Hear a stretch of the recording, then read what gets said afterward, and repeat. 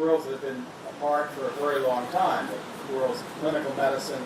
and basic research together in a very forceful way with the kind of political support that has been very useful in trying to increase budgets for science agencies like the National Institutes of Health.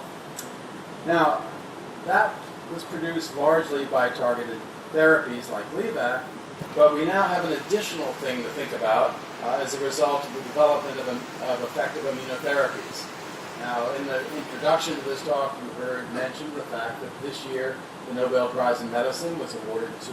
two of my friends who helped to develop immunotherapies. Let me just point out the connection between immunotherapies and our ability to understand how cancer arises, because indeed, although we don't know exactly what the immune system is reacting to when immunotherapies work, we do have a fair amount of information that supports the idea that one of the reasons the immune system responds to cancer cells is because cancer cells are making proteins that are changed by the mutations that affect proto-oncogenes and other classes of cancer genes in cells. We have immunotherapies on hand for a variety of reasons. Early on, some 20 or more years ago, it was recognized that we could use our knowledge of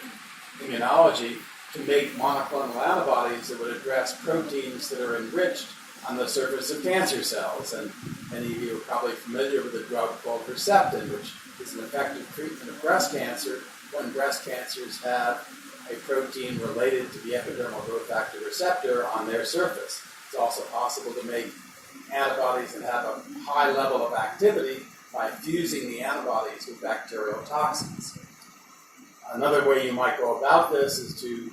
take T cells, which are the cells that respond most effectively to cancers, and to make them equipped with novel designed antigen receptors that recognize proteins that are, again, very abundant on cancer cells. And the use of so-called CAR T cells has now been approved for treatment of certain leukemias.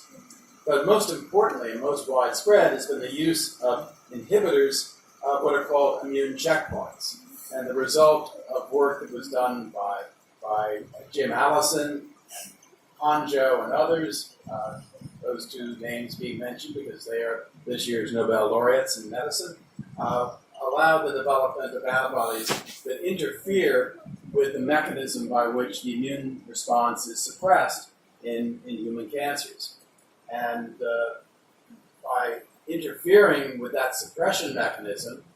using antibodies against proteins like CTLA4 in the case of Allison's approach, or molecules like PD-1